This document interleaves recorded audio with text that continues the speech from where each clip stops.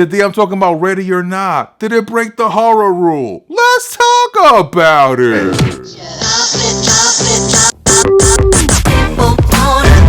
This film was very interesting to me, but because it broke the rules. If you guys watch my Terrifier video, you know I like discussing these things when a film breaks the rules, and 2019's Ready or Not definitely broke the rules. It's directed by the film collective Radio Silence. It's starring Samara Weaving, and we're going to break it down here. We're going to talk about it. Why did it break the rules? How did it break the rules? Before we talk about that, this is a spoiler warning for you guys out there. If you have not seen the film, this video right here is for people who've seen the film and want to delve deeper into what happened in the film and break it down. So I'm going to spoil the whole film, so you've been warned. Let's talk about the marketing that went into this film. This film made $56 million on a budget of $6 million. That's a crazy turnaround, and that's why horror movies are so damn enticing to the film industry, because they make so much money with so little money, right? So this film was marketed basically as a survival slasher final girl film, and by the visuals, you got to give it to this film. They were so stunning. Samara Weaving's character Grace in this wedding dress with the ammo across her chest, and she has the shotgun. It just looks like this is gonna be a badass ride. She's gonna kick some real ass. But the marketing was deceptive. That's not what happened. She barely got to use that shotgun, right?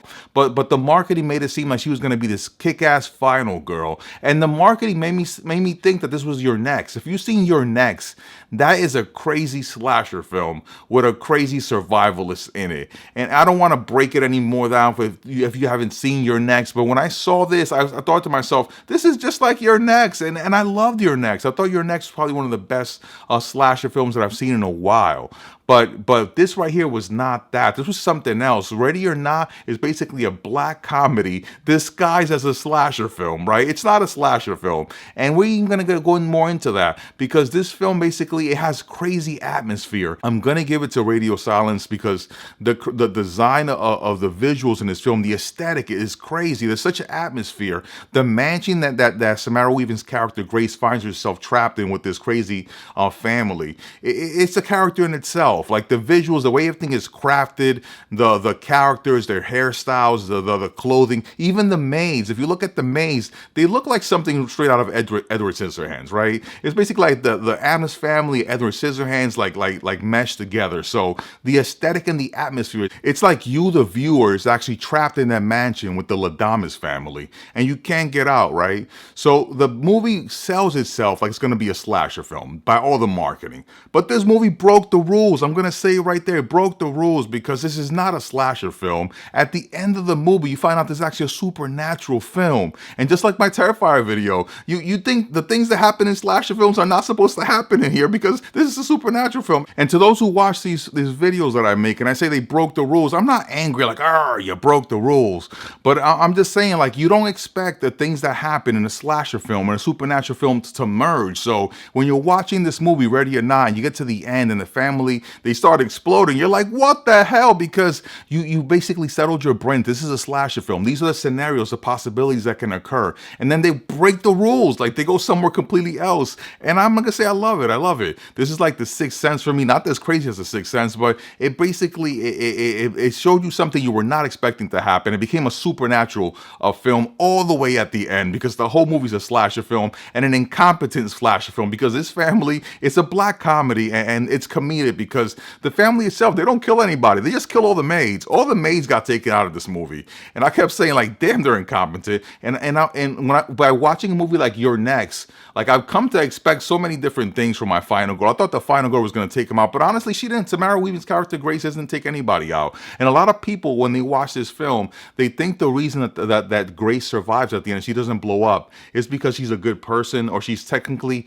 not married to her husband anymore. But that's not the reason. The reason she survives is because this whole movie is about the game. Even the marketing tells you about the game. You have to survive hide and seek. We're going to play hide and seek. These are the rules. You have to follow the rules. You're shown all this imagery from LaBelle. So you have to play these games. Even if you look at the games that the family sells, because they made their money off of these these games, LaBelle is featured in them, and LaBelle's the devil. This is basically a deal with the devil that the family made, and it's implied, it's foreshadowing, but very subtle. This is supernatural. So at the end, when they start blowing up, they blew up because she's the one who won. She won the game. That's why she survived, not because she was better than them. And yes, you might say, well, the aunt with the crazy funky hairstyle, like she was the worst of them, and they started blowing up around them, and the husband was the last one.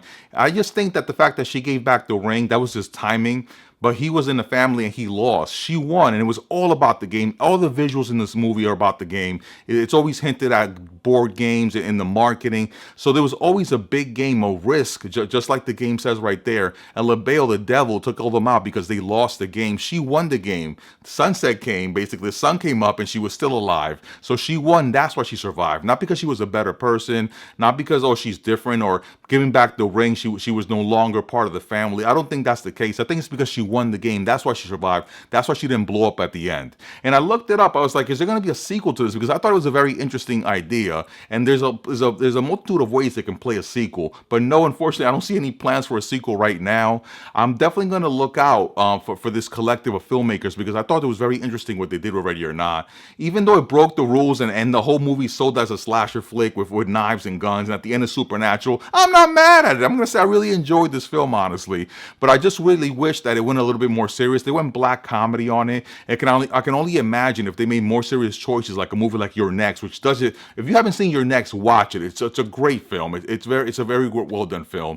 And I just saw the possibilities. I'm not mad at it. I enjoyed it myself, really. I did enjoy it. I enjoyed it a lot. Let me know what you guys think. Do you think it broke the rules? Are you upset with the ending? Put it in the comments. As always, that's just the Tone Show. Make sure to hit me with a like, hit me with a comment. It makes the YouTube algorithm very happy, which in turn makes the Tone Show happy. As always, guys, this is the Tone Show. Tone Show. Woo.